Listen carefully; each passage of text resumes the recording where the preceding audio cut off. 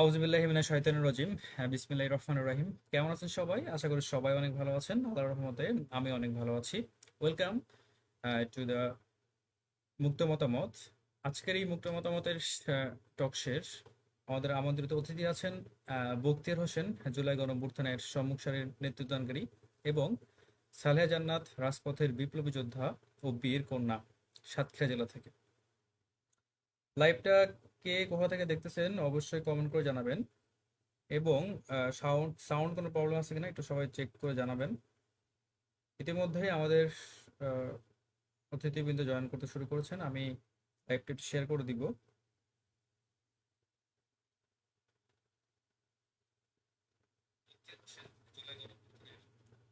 জি, আজকে আমরা সাতক্ষীরাতে সাতক্ষীরার গণঅভ্যুত্থানের আন্দোলনের যে সম্মুখ সারির নেতৃত্ব দিয়েছিল বখতিয়ার হোসেন, সবাই জানেন।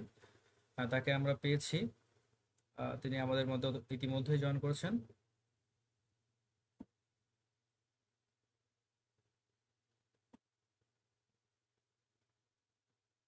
আসসালামু আলাইকুম। জি, বখতিয়ার হোসেন ভাই শুনতে পাচ্ছেন? ওয়ালাইকুম আসসালাম।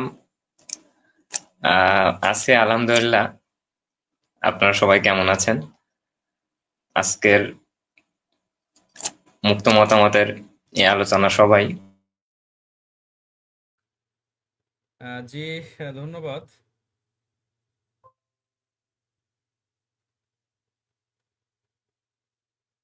আমাদের যে একজন ছিল, আমাদের আরেকজন অতিথি ছিল সালেহ জান্নাত।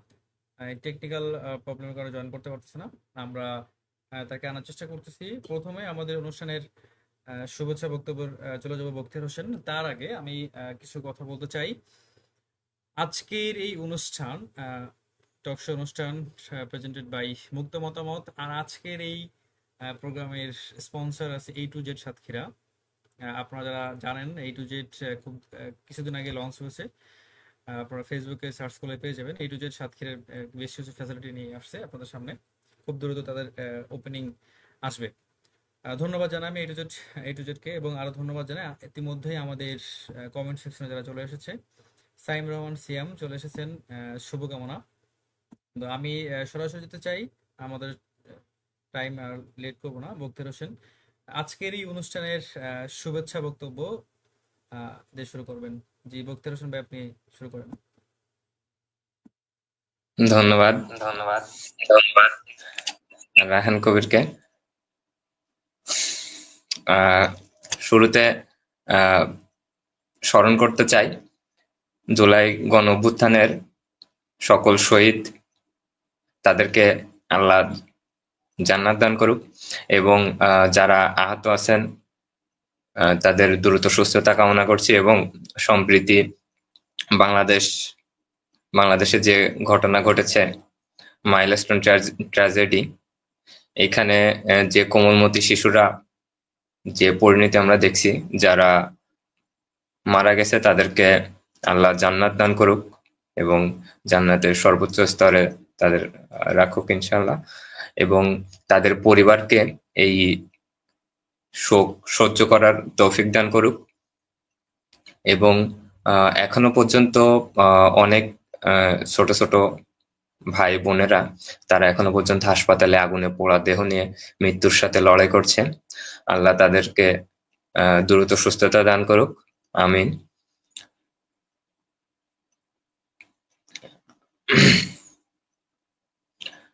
আর আজকের জুলাই স্মৃতি যে টকশো আলোচনা, এই আলোচনায়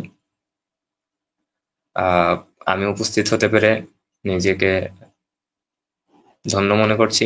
যারা যেখান থেকে দেখছেন, আজকে শুধু যে আমি জি, এখানে বখতিয়ার ভাই, আসলে আমি আন্তরিকভাবে দুঃখিত আমার অডিয়েন্সের জন্য। আমার যে সালেহ জান্নাত আপু ছিল, উনি ট্রাই করতেছে জয়েন হওয়ার জন্য।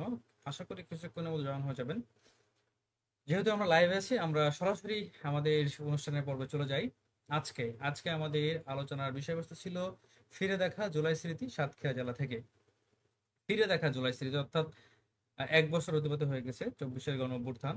ঠিক 1 বছর পরে আমরা এমন দিনে টক শোতে আমরা এসেছি। আমরা দেখেছি সাতক্ষীরা যে বৈষম্য ছাত্র আন্দোলন কমিটি ছিল সেটাও বিলুপ্তি ঘোষণা করা হয়েছে, ঠিক তারপর আমাদের সাতক্ষীরাতে এই প্রথম টক শো।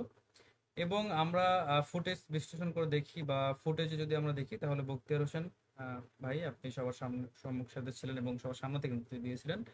তো বেশ অনেক কিছু প্রশ্ন আছে আমাদের কাছে, সেটা পরে আসবো। প্রথমে আমি আবারও কমেন্ট সেকশন দিতে চাই। সাইম রহমান, সাইম শুভকামনা, অসংখ্য ধন্যবাদ ভাই। ফার্স্ট কমেন্ট আজকের লাইভের। আসলে আমাদের এই অনুষ্ঠানের প্রাণ কিন্তু অডিয়েন্স, আমার অতিথি, আমার অডিয়েন্সটাই কিন্তু এই অনুষ্ঠানটাকে সুন্দর করে সাজিয়ে নিয়ে যাচ্ছে। ধন্যবাদ জানাই সাইম রহমান সিয়াম। এরপর আছে রনি ইসলাম। এই রনি ইসলামের সম্পর্কে আমি একটু বলি। কারাবরণকারী রনি ইসলাম, উনি কমেন্ট করছেন এবং উনি রনি ইসলাম ভাইও জুলাই বিপ্লবী একজন যোদ্ধা। ইয়াসিন আরাফাত, আসলে এই প্রোগ্রামগুলা যেহেতু জুলাই কেন্দ্রিক, সবাই বিপ্লবী যোদ্ধারাই আসলে এই লাইভগুলোতে আসে অডিয়েন্স হিসেবে, এটা আমি সবাইকে শুভকামনা জানাই। ইয়াসিন আরাফাত ভাই কমেন্ট করছেন এমডি ফাহমিদ আলম, সাতক্ষীরা সম্মুখ যোদ্ধা ভাই আমার। আচ্ছা, ইসরাফিল হোসেন, ইসরাফিল কমেন্ট করেছেন শুভকামনা ভাই। ইয়াসিন আরাফাত আবার কমেন্ট করছেন শুভকামনা রইল। এমডি হাফিজ ভাই কমেন্ট করছেন সাফল্য কামনা করছে। আসলে আমাদের এই টকশোগুলা যেহেতু একবারে অনলাইন ভিত্তিক, অর্থাৎ আমাদের টেকনিক্যাল প্রবলেম হতে পারে, নেটওয়ার্ক ইস্যুর প্রবলেম হতে পারে, এটা মেনে নিয়ে আমাদেরকে কাজ করতে হবে। যখন আমরা সরাসরি টকশোর ব্যবস্থা করতে পারবো আসলে সেই সময় এই সমস্যাগুলো হবে না। হাফিজ ভাই আপনাকে অসংখ্য ধন্যবাদ।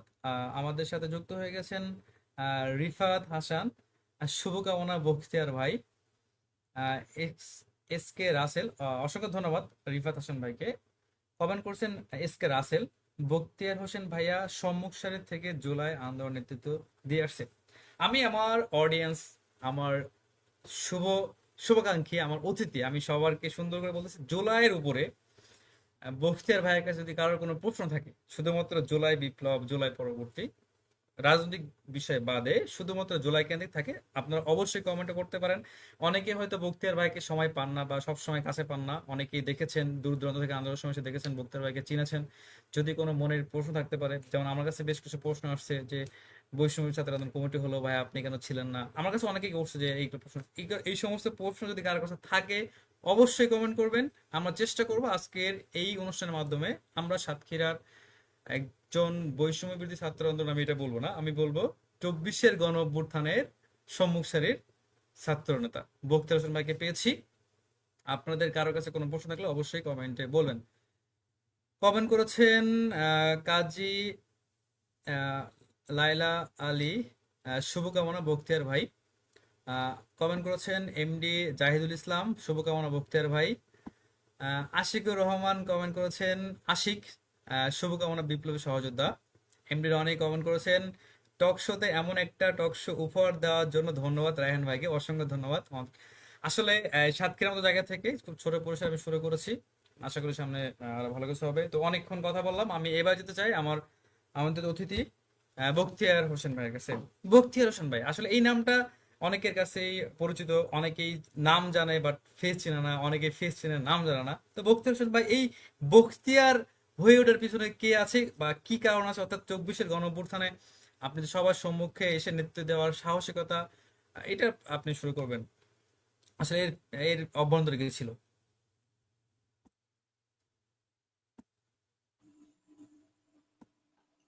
ধন্যবাদ রেহান কবির ভাইকে। এই যে বখতিয়ার হোসেন হয়ে উঠেছি সাতক্ষীরায়, অনেক মানুষজন আমাকে চিনে, এর পিছনে যদি অবদান থেকে থাকে তাহলে সর্বপ্রথম আমি শুকরিয়া আদায় করব মহান আল্লাহ তাআলার। আসলে তিনি না চাইলে কোনো কিছু হইতো না, তিনি চেয়েছেন বলে আমি এমন একটা জায়গায় আসতে পেরেছি, সাতক্ষীরাতে আন্দোলনকে নেতৃত্ব দিতে পেরেছি, এবং তিনি চেয়েছিলেন বলেই আজকে মানুষ সম্মান করে, একটু ভালোবাসার জায়গা তৈরি হয়েছে। তার চাওয়া পাওয়ার জন্য তার এই যে চাওয়া পাওয়ার জন্য আমি তার কাছে চিরকৃতজ্ঞ, মহান আল্লাহর কাছে। এবং এর পরবর্তীতে যদি কারো কোনো কথা বলতে হয় তাহলে সেটা বলবো যে সাতক্ষীরার আন্দোলনের সর্বপ্রথম সংগঠক ইমরান হোসেন ভাই। আমি ইমরান ভাইকে সেই ক্রেডিটটা দিতে চাই যিনি সাতক্ষীরাতে প্রথম আন্দোলন সংগঠিত করেছিলেন এবং সাতক্ষীরার অল্প কিছু সংখ্যক ছেলে মেয়ে নিয়ে এটা শুরু করতে পেরেছিলেন, এই হিম্মতটা তার মধ্যে ছিল। সাতক্ষীরা সরকারি কলেজে প্রথম যেদিন সংবাদ সম্মেলন হয় সেদিন আমাদের অনেক পরিচিত ভাই ব্রাদার, এর মধ্যে আমি একটা নাম উল্লেখ করতে চাই, সেটা হচ্ছে আমাদের মুজাহিদ। এই ছেলেটা ছিল, রাকিব ছিল, তাইবা নামে একটা মেয়ে ছিল, বোন, এবং অনেক ভাই ব্রাদার সেখানে ছিল। সঙ্গত কারণে আমি থাকতে পারি নাই বা ওই ইনফরমেশনটা আমার পর্যন্ত পৌঁছায় নাই। তো সেই দিনের পর থেকে যখন আমি দেখলাম যে এরকম একটা সংবাদ সম্মেলন হয়ে গেছে, সারা দেশে এটা চলতেছে, কোটা সংস্কার আন্দোলন, আমি অনার্স ফাইনাল ইয়ারের স্টুডেন্ট, কিছুদিন পরে চাকরির জন্য ট্রাই করবো ইনশাল্লাহ। তো এই যে জায়গা থেকে দেখলাম যে কোটা যদি এভাবে থেকে থাকে তাহলে সাধারণ শিক্ষার্থীদের মেধা থেকে কোনো লাভ নাই। এমনিতেই শেখ হাসিনার আমলে টাকা পয়সা, ঘুষ, বাণিজ্য, মামা খালু এগুলো ছাড়া চাকরি হতো না। তার মধ্যে আবার কোটায় যদি চাকরি হয়ে যায়, সাধারণ স্টুডেন্টরা আসলে এখানে চাওয়া পাওয়া কিছু থাকে না, মানে তারা চাকরিতে মেধা থাকা সত্ত্বেও চাকরি পাচ্ছিল না। সেই সুবাদে আর কি আমাদের জয়েন করা সেই আন্দোলনে। এবং পরের দিন যখন ইমরান ভাই আমাদের আন্দোলনের ডাক দেয়, সেদিন আমরা সবাই একত্রিত হতে থাকি সাতক্ষীরা সরকারি কলেজে, এবং আমি আমার মেসের বড় ভাইদের সকলকে দাওয়াত দিয়ে সেখানে নিয়ে গেছিলাম। এই ছিল হচ্ছে আন্দোলন শুরু করার ভূমিকা। এবং যদি আমি সেদিনের কথা বলতে চাই, সেখানে আসলে 1 বছর আগের ঘটনা, আমি সেই স্মৃতিচারণ করতেছি। এর মধ্যে হয়তোবা আমি স্পেশালি কিছু মানুষের নাম উল্লেখ করব, এবং মনের অগোচরে মানে কিছু মানুষের নাম উল্লেখ করতে পারবো না, বাট যারা অনেক ভূমিকা রাখছে, সাহসী ভূমিকা রাখছে, তাদের কাছে আমি আগে থেকে ক্ষমা চেয়ে নিচ্ছি। আমি আসলে নিজেকে অনেক হাইলাইট করতে চাই না, বা যারা আন্দোলনে ভূমিকা রাখছে তাদের কাউকেই বাদ দিতে চাই না। যদি মনের অগোচরে কারোর কথা বলি বা কারোর কথা না বলি, এটা থেকে কষ্ট পাবেন না। আমি চেষ্টা করব যে সঠিক সাতক্ষীরার ইতিহাস তুলে ধরার, ইনশাল্লাহ। তো সাতক্ষীরাতে আসলে সেদিন আমরা শুরু করেছিলাম সরকারি কলেজে, জড় হচ্ছিলাম জি একে আপু, একে। আমি একটু আপনার কথার মধ্যে একটু কথা বলি। আমি যতটুকু এই কথার মধ্যে বুঝতে পারলাম, আমি দর্শকদের আবার একটু ক্লিয়ার করতে চাই। সেটা হচ্ছে 24-এর গণ অভ্যুত্থানের সম্মুখ সারির যোদ্ধা ছিলেন বখতিয়ার হোসেন। আপনি প্রথমে ইন্সপায়ার হয়েছিলেন কিভাবে, এইটা আমরা প্রথমে আসবো, যে আপনি ইন্সপায়ার হয়েছেন কিভাবে এবং ফার্স্ট আপনি কবে আন্দোলনে এসে লিড দেওয়া, এই সাহসিকতা কিভাবে পেয়েছেন?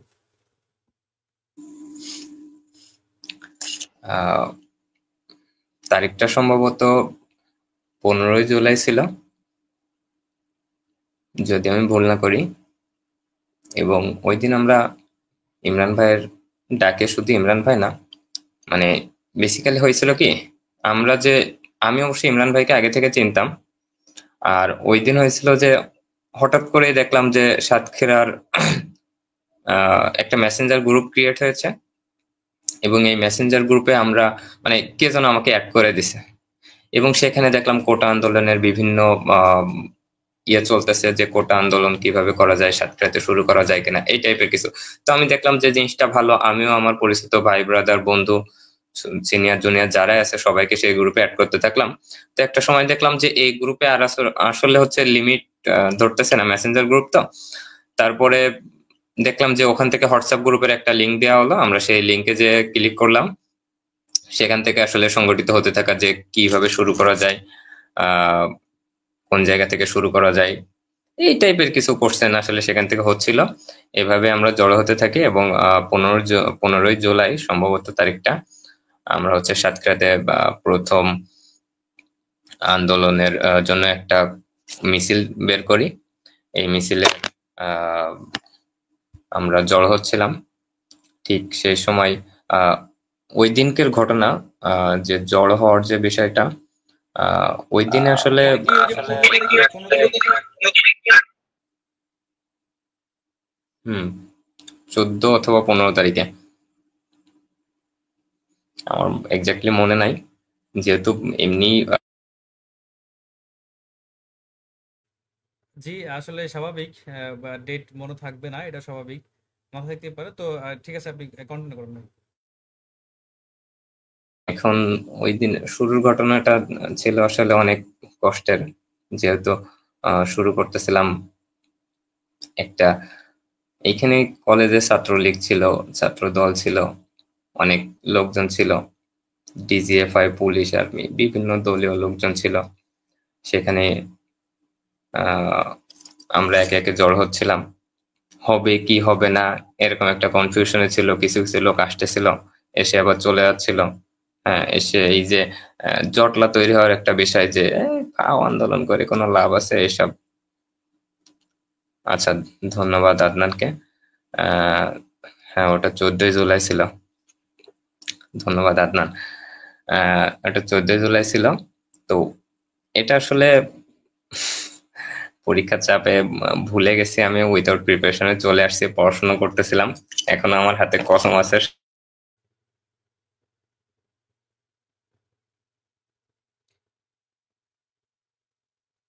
আচ্ছা, আমি একটু একটু আসি। আপনারা অনেকে জানেন বা জানেন না হয়তো, এই বখতিয়ার হোসেন ভাইয়ের কিন্তু অনার্স ফাইনাল ইয়ার এক্সাম চলতেছে। তো এই পরীক্ষার মধ্যেই তাকে কিন্তু লাইভে নিয়ে আসছি। সেই পড়াশোনার মতো ছিল, আমি বললাম ভাই আসেন একদিন লাইভে। তো সেই হিসেবেই আহ, আসলো আজকে। তো ডেট, আমরা কমেন্ট একটু যাই আবারও। কাজী আমির আদনান কমেন্ট করেছে যে 15ই জুলাই অফ ছিল, 14ই জুলাই থেকে শুরু করেছিলাম। আহ, এই যে মানে প্রথম থেকে যার নাম আল ইমরান ইমু, আল ইমরান ইমু ভাই কমেন্ট করেছেন যে 14ই জুলাই স্মারকলিপি ছিল। বখতিয়ার হোসেন ভাই, আমি প্রশ্নগুলো একটু পয়েন্ট আকারে আমি একটু বলি। আচ্ছা, তাই বা রিয়াল রাবি কমেন্ট করছেন সহ আলোচক কই। আসলে আমি আমার প্রোগ্রামের শুরুতে আমি বলে দিয়েছি যে আপু আমাদের যে আজকের বীর কন্যা ছিল, উনি টেকনিক্যাল ইস্যু কারণে জয়েন হতে পারতেছে না, বাট উনি এখন ট্রাই করতেছে, আশা করি উনি আসতে পারবে। তাই বা তাওয়াচ্ছম আপু কমেন্ট করেছেন 15ই জুলাই সরকারি কলেজে প্রেস ব্রিফিং ছিল বিকালে। যে আমাদের সালেহ আপু জয়েন করতে পেরেছে। আপু কানেক্টিং আছে। জি, অবশেষে আমরা বীর কন্যা সাতক্ষীরার সালা জান্নাতকে পেয়ে গেলাম। আপু আসসালামু আলাইকুম। আমরা সরাসরি আপুর ওয়ালাইকুম কাছে যেতে আসসালাম। চাই যে আপু আজকে অনুষ্ঠানের শুভেচ্ছা বক্তব্য রাখবেন। প্রথমে আমি আন্তরিকভাবে দুঃখ প্রকাশ করতেছি। আমার কিছু টেকনিক্যাল প্রবলেমের কারণে আমি সময় মতো জয়েন হতে পারি নাই। আর প্রচন্ড রকমের ভালো লাগতেছে যে আজকে সাথে এরকম সুন্দর একটা প্ল্যাটফর্ম, মুক্ত মঞ্চ, সেখানে আমি আমার জুলাইয়ের স্মৃতিগুলো বলার জন্য আমন্ত্রিত হয়েছি। তো অনেক অনেক ধন্যবাদ আপনাকে। জি, অসংখ্য ধন্যবাদ। আসলে আমার অডিয়েন্স তারা কমেন্ট করতেছিল যে আরেকজন যে ছিল সে সে আপু কই, সহ আলোচক কোথায়। তো পেয়ে গেছে আমাদের সহ আলোচক সালা জান্নাত, বীরকন্যা। অনেক ফুটেজ আছে, আমি আসলে ফুটেজ গুলো আর দেখাতে পারতেছি না, আমার এই বেশ কিছু প্রসেসিং এর কারণে, এই আপনার লিঙ্কের যার কারণে। যাই হোক, আপনারা সবাই জানেন সালেহ জান্নাত এবং বখতিয়ার হোসেন সাতক্ষীরার। আমি আসলে কমেন্টে যাই, একজন কমেন্ট করেছেন যে যোগ্য সম্মান না পাওয়ার এক যোদ্ধা ভাই আমার। এই প্রশ্নটা কমেন্ট করে রাখলাম, আমি নোট করে রাখলাম, এটা আমি পরে আসবো, অনুষ্ঠানের শেষে আসবো, এটার আসলে মধ্যে কি আছে। রিয়াল রাব্বি কমেন্ট করেছেন যে সম্মুখ সারির যোদ্ধা। সাইম রহমান সিয়াম কমেন্ট করেছেন যে আমি ঢাকা থেকে এসে যোগ দেশ 17 তারিখ, তখন ভাইকে প্রথম দেখেছি এবং একসাথে নেতৃত্ব দিয়েছি। সাতক্ষীরা জুলাই কন্যা সেরা জান্নাত আপুর জন্য সংগ্রাম সালাম ও শুভেচ্ছা রইল। কাজী আমার আদনান, ধন্যবাদ, অসংখ্য ধন্যবাদ। এতক্ষণ যাবত যারা কমেন্টে আসেন, ধন্যবাদ। আমি যেতে চাই এবার বক্তব্য হোসেন ভাইয়ের কাছে, যেখানে ছিলাম আমরা, যে আহ, আপনি ওই যে প্রথম আন্দোলন দেখা গ্রুপে অ্যাড হওয়া, তো ওই সময় আপনার মনে আছে কিনা যে গ্রুপে অ্যাডমিন কারা ছিল, ওই সময় গ্রুপটা পরিচালনা কারা করতো, এবং প্রথম আন্দোলনটা যেদিন আপনি বাস্তবায়নে ছিলেন সেটা কিভাবে করেছিলেন, সবার সাথে কিভাবে কমিউনিকেশন করতেন, এটা একটু 5 মিনিট আমি গল্প শুনো, দেন আবার কাছে আপনার কাছে যাবো। আমি যখন প্রথম আন্দোলনে যুক্ত হই, আমি তখন আসলেই জানতাম না যে কে কে বা কারা হচ্ছে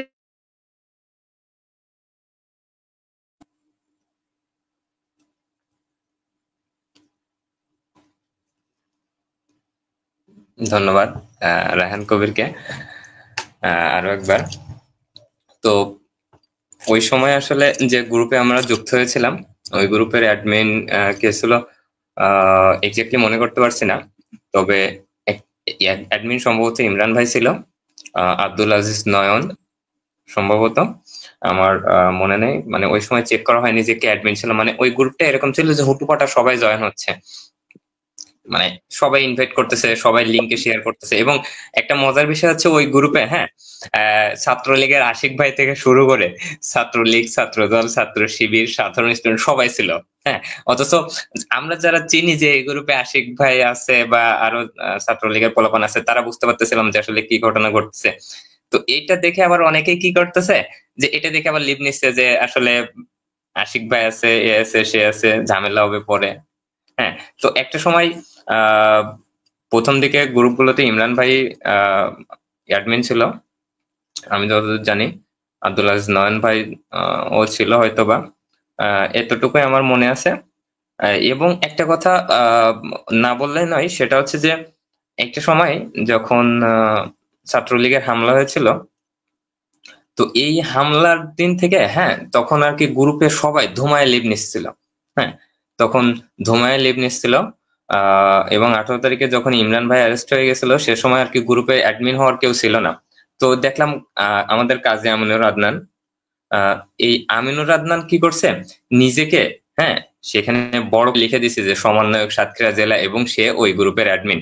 এই সাহসটা আসলে আর কারো ছিল না, যে অ্যাডমিন নাম ধারণ করা এবং নিজেকে সমন্বয়ক পরিচয় দেয়া। এটা সর্বপ্রথম আদনান করছিল ওই গ্রুপ থেকে, এটা স্বীকার করতে হবে। জি, জি, ধন্যবাদ। আমি বক্তার ভাইয়ের কাছে আরেকটু বিষয় জানবো, তারপর আপনার কাছে যাবো। সেটা হচ্ছে, তার আগে আমি একটু আবার একটু কমেন্টে যাবো। আল ইমরান ইমু ভাইয়া কমেন্ট করছেন যে আমি তো শুরু থেকেই বক্তিয়ারকে পেয়েছিলাম, আর 13-14 থেকে 18 তারিখ অ্যারেস্ট হওয়া পর্যন্ত সাথে ছিল। আমার থেকে ও রাজপথে পরীক্ষিত নেতৃত্ব। আমি তো লাস্ট 3-4 আগস্ট এদিন আসতে পারি নাই, আমার রিমান্ড চলছিল। তবে বক্তিয়ার সাতক্ষীরার একটা বীর, কোনো ব্যক্তি ক্রেডিট বা কোনো প্রত্যাশা ছাড়া। আচ্ছা, আমি জাহিদুর রহমান ইমরান নাজির। ওকে, আমি আবার যেতে চাই। সেটা হচ্ছে, মানে আমার প্রশ্ন যেতে ছিল, অর্থাৎ এখানে আপনি যেদিন স্মারকলিপি দেওয়া হয়েছিল সেদিন আপনি ছিলেন, এবং প্রথম যেদিন সাতক্ষীরাতে আন্দোলনটা হয়, ওই আন্দোলনটা শুরুটা কিভাবে করেছিলেন? অর্থাৎ শুরুটা, মানে শুরু যে প্রথম এর ভয় ভীতি ভেঙে কে বললো যে না আমরা আন্দোলন লিড করব, বা না চলো, এরকম কে ইন্সপায়ারটা দিয়েছিল, নাকি আপনারা ছিলেন? এটা আসলে কে ছিল, কি হয়েছিল এটা?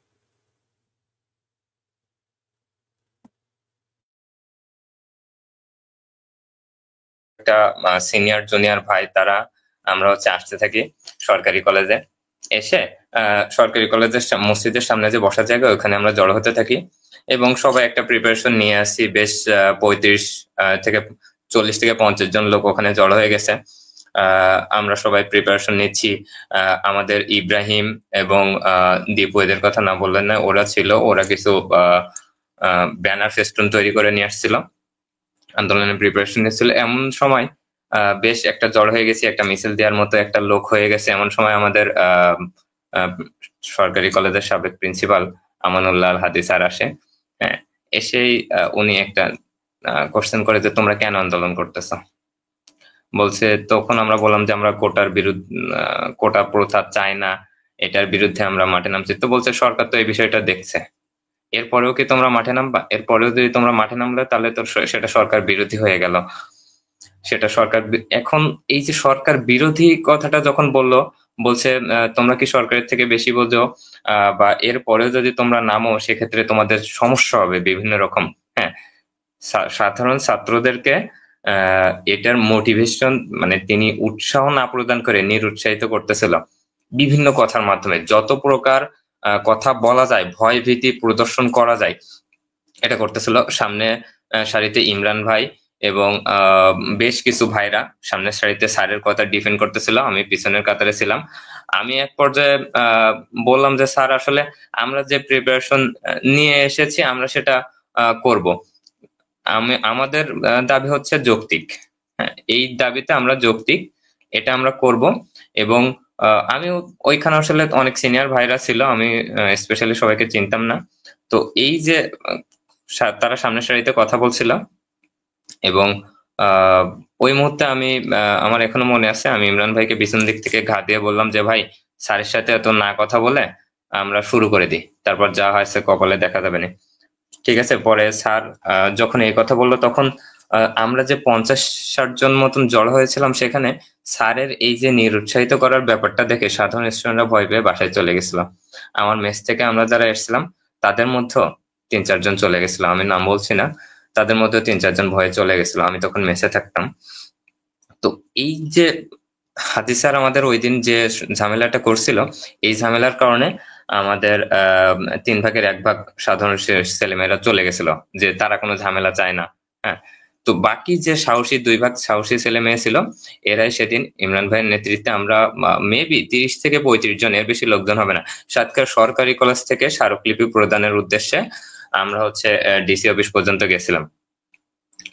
এবং শুরুতে আসলে আমি অরাজনৈতিক ছিলাম এবং রাজনৈতিক অনেক বেশি ভাই ব্রাদারদের আমি চিনতাম না। তবে শুরুর দিন থেকে আমি 2 জনকে পেয়েছিলাম, ছাত্র দলের শিয়াবুজ্জামান ভাই, সাতক্ষীরা সরকারি কলেজের সাবেক যুগ্ম আহ্বায়ক, এবং শ্রাবণ নামে আমার এক ছোট ভাই ছিল।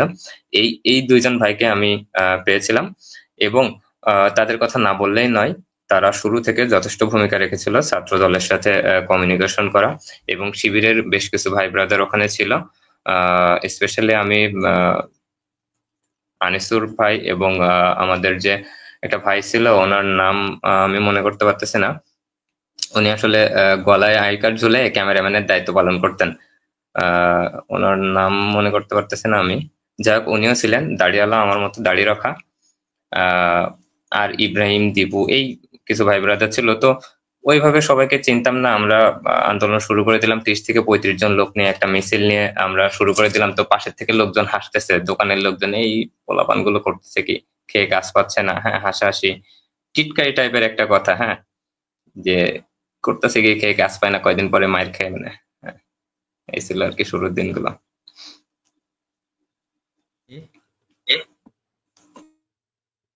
জি ধন্যবাদ। আসলে আপনার শুরুর কথাটা শুনলাম আমরা, তার এরপরে শুনবো মধ্যের ঘটনা, তারপরে শুনবো শেষের ঘটনা, তারপরে বিতর্ক ঘটনাগুলো শুনবো। তো এবার আমি আবার একটু কমেন্টে যাব, কমেন্টের পরে আমি যাব আমাদের বীরকন্যা সাইলা জানাত আপুর কাছে। কমেন্টে কমেন্ট করেছেন রিমি। রিমি আপু কমেন্ট করেছেন, কমেন্টে আছে, আমি যদি দেখাই, আপনাদের দুইজনকেই জুলাই আন্দোলনের সামনের সাথে দেখেছি। তথাকথিত ছাত্র প্রতিনিধি যারা বিগত 1 বছর ধরে দায়িত্বশীল ছিল, সময়ে সময়ে তাদের বিরুদ্ধে চাঁদাবাজি বিভিন্ন গুঞ্জন আমরা উঠতে দেখেছি। ফেসবুকের বিভিন্ন পোস্টের মাধ্যমে তাদের ফোনালাফাজ শুনেছি। এত বড় একটা অভিযোগ উঠেছে দীর্ঘ সময় ধরে, তাদের থেকে কি কোনো জবাবদিহিতা নেওয়া হবে না, নাকি অভিযোগ ফেসবুক পোস্টের মধ্যে সীমাবদ্ধ থাকবে, জানতে চাই। জি ধন্যবাদ অসংখ্য রিমি আপু। কমেন্ট করেছেন জামিউল হক, সম্মুখ সারির যোদ্ধা বখতিয়ার, মানে বন্ধু Bakhtiyar. M H Miraj comment করেছেন জুলাই যোদ্ধা। এমডি রাছেল কমেন্ট করেছেন রিয়েল হিরো, রিয়েল হিরো এবং লাভ দিয়েছেন। কমেন্ট করেছেন কথার সাউন্ড পাওয়া যায় না। যে আমরা ট্রাই করতেছি কথার সাউন্ডগুলো ক্লিয়ার করার, একটু নেট নেট প্রবলেম হতে পারে। আমরা কাজী ইমরান আপনার কমেন্ট করেছেন যে শুরুটা আল ইমরান ইমু ভাইয়ের নেতৃত্বে করলেও মজার বিষয় হচ্ছে অনেকেই নিজ দায়িত্বে জীবনকে বাজি রেখে একবারে সম্মুখ সারিতে এসে নেতৃত্ব দিয়েছিল। এই বখতিয়ার ঠিক তেমনই একজন অদম্য সাহসের অধিকারী। বাংলাদেশকে পরিবর্তন করতে বখতিয়ার এগিয়ে যাক দুর্বার গতিতে। অসংখ্য ধন্যবাদ কাজী ইমরান আদনান।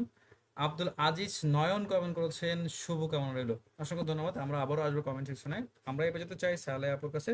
জি সালেহা জান্নাত আপু, বীরকন্যা আসলে নারী জায়গা থেকে কিভাবে এই আন্দোলনে আসা, সংযুক্ত হওয়া, সাহসিকতার বিষয়, এর অভ্যন্তরে কি ছিল এবং প্রথম আন্দোলনটা আপনি কিভাবে ছিলেন, একটু আমাদের সাথে শেয়ার করবেন প্রথম থেকে। প্রথম থেকে বলতে গেলে সাহসের বিষয়টা আমি মনে হয় জেনেটিক ভাবে পেয়েছি আমার মায়ের থেকে। আমার আম্মু অসম্ভব সাহসী একজন নারী। তো আমি মনে হয় আমি সাহসটা আমার মায়ের কাছ থেকেই পেয়েছি। এবং নারী হিসাবে আন্দোলনে যাওয়া, আমি একজন নারী হিসাবে আমি নারী কোটার বিরুদ্ধে ছিলাম। কারণ আমি মনে করতাম যে একটা নারীকে কেন কোটা দেওয়া হবে? একটা বেকার নারী যদি চাকরি পায়, সে একটা বেকার ছেলেকে কখনো বিয়ে করবে না। কিন্তু একটা বেকার ছেলে যদি চাকরি পায়, সে একটা বেকার নারীকে বিয়ে করবে এবং একটা পরিবার সচ্ছলতার দিকে যাবে। সেখানে এই নারী কোটাটা তো আরো হচ্ছে পরিবারের অসচ্ছলতা, পুরুষের বেকারত্ব এবং পুরুষের ডিপ্রেশনের কারণ আমি পার্সোনালি মনে করতাম। সে জায়গা থেকেই আমি আরকি এই নারী কোটা, তারপরে এই যে মুক্তিযোদ্ধা কোটা সহ যে আরো যত কোটা ছিল, আমি এই কোটা সংস্কারের পক্ষে ছিলাম। আমি কোটা বাতিল চাই নাই। যেটা যৌক্তিক আন্দোলন ছিল। সো আমার মনে হয়েছিল যে যৌক্তিক দাবি আন্দোলন, আমার এই আন্দোলনের সাথে থাকা উচিত। সো আমি ১১ তারিখ আমার একটা কাছের ছোট ভাই, তাকে আমি নক করি যে ভাই এরকম চারিদিকে তো আন্দোলন হচ্ছে, আমরা সাতক্ষীরাতে কেন কিছু করতেছি না? যেহেতু আমি গ্রামে থাকি, সাতক্ষীরাতে যে সবাই আন্দোলনের একটা প্রস্তুতি নিচ্ছে এটা আমি জানতাম না। পরে উনি আমাকে জানান যে আফু এরকম আন্দোলন তো হবে, এরকম একটা গ্রুপ ক্রিয়েট করা হয়েছে। যেমন হচ্ছে বখতিয়ার ভাই বললেন যে যে গ্রুপটাতে আর কি ছাত্রলীগ দিয়ে সব একাকার ছিল, ওই গ্রুপটাতে উনি আমাকে যুক্ত করে দিয়েছিলেন প্রথমে, যে আফু আমাদের সাতক্ষীরাতেও আন্দোলন হবে। তারপর ১৩ তারিখ থেকে সাতক্ষীরাতে আন্দোলন হয়, কিন্তু ১২ তারিখ ভেরি আনফরচুনেট আমি আটকা পড়ে যাই হচ্ছে হসপিটালে। আমার বোনের বাচ্চা অসুস্থ হয়ে পড়ে, ওকে নিয়ে মেডিকেলে ভর্তি ছিলাম। মানে খুব খারাপ অবস্থা ছিল আমাদের বাচ্চাটার। তো সেই জায়গা থেকে আমি আপডেট গুলো দেখতাম যে কি হচ্ছে না হচ্ছে, কিন্তু আমার এমন ক্রিটিক্যাল সিচুয়েশন ছিল, হসপিটাল থেকে বেরোনো সম্ভব হতো না। তো আমার দেহটা পড়ে থাকতো হসপিটালে, বাট আমার মনটা পড়ে থাকতো এই রাজপথে। আমার ভাই বোনেরা আন্দোলন করতেছে, তাদের যৌক্তিক আন্দোলন।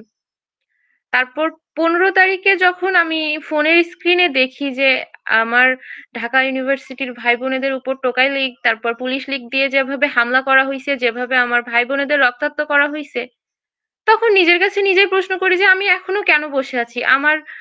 আমার এবার আন্দোলনে যাওয়া উচিত। কিন্তু আমার হসপিটাল থেকে বেরোনোটা এতটাই ক্রিটিক্যাল ছিল যে বাচ্চাটা এত অসুস্থ ছিল, ডাক্তাররাও নিশ্চয়তা দিতে পারছিল না যে বাচ্চাটা সুস্থ হবে কি হবে না। কোনো জ্ঞান ছিল না। ২৪ ঘন্টা শুধু জ্ঞানহীন একটা বাচ্চার পাশে আমরা বসে থাকতাম, এরকম একটা অবস্থা।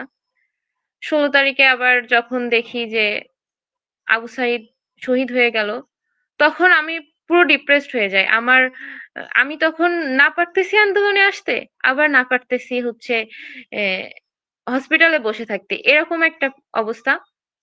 ১৭ তারিখ যখন সাতক্ষীরার স্টুডেন্টদের উপর হামলা করা হয়, তখন আমি আমার বাসায় বলি যে আমার পক্ষে আর সম্ভব না। আমার সাতক্ষীরাতেও আমার ভাই বোনেদের মারবে, আর আমি এখানে বসে থাকবো, আমি আর পারবো না। তো আমি ১৮ তারিখে প্রথমে আন্দোলনে আসি। আমি কিন্তু শুরু থেকে আন্দোলনে ছিলাম না। আমি ১৮ তারিখে আমি সারারাত সেদিন ঘুমাই নাই। মানে ওইদিন তো ১৮ তারিখ রাত্রে ৯টার পরে নেট অফ হয়ে গেছিল। আমার এমনিতেই বাচ্চার পাশে অলওয়েজ রাত দিন ২৪ ঘন্টা কাউকে না কাউকে বসে থাকতে হতো। তো আমি আমার বোনদের বললাম যে আমি বসতেছি, তোমরা ঘুমাও। কারণ আমার ঘুম আসবে না। আমি টোটালি ডিপ্রেসড হয়ে গেছিলাম যে এত দুরবস্থা দেশে, আমি বের হইতে পারতেছি না। আমি এটলিস্ট প্রতিবাদটুকু করতে পারতেছি না। তো ওইদিন রাত্রে আমি ডিসিশন নেই, যা হয় হবে, আমি সকালে আন্দোলনে যাব। তো ওই দিন আমি ১৮ তারিখে আমি আন্দোলনে হসপিটাল থেকে সোজা চলে আসি। আমার মনে আছে আমাকে আন্দোলনে আসতে দেবে না বলে আমার বড় বোন এবং আমার মেজ বোন আমাকে মানে আটকাতেও পারতেছে না, কারণ আমার এমন একটা অবস্থা যে ওরা আটকাতেও পারতেছে না, আবার আসতে দিতেও পারতেছে না। ভাই আমাকে এখানে একটু যদি প্রশ্ন করি, সেটা হচ্ছে আপনি আন্দোলনে আসবেন, রাত্রে দেখি প্রিপারেশন নিয়েছেন, বাট আন্দোলনে আসার সময় কার সাথে কন্ট্যাক্ট করেছিলেন যে কার সাথে কথা বলে যে আমি আন্দোলনে আসবো, বা কেউ এরকম কার সাথে কথা হয়েছিল কিনা? হ্যাঁ, আমার একটা ওই বললাম যে আমার একটা ভাই ছিল যে আমাকে এই গ্রুপটাতে যুক্ত করে দিয়েছিল।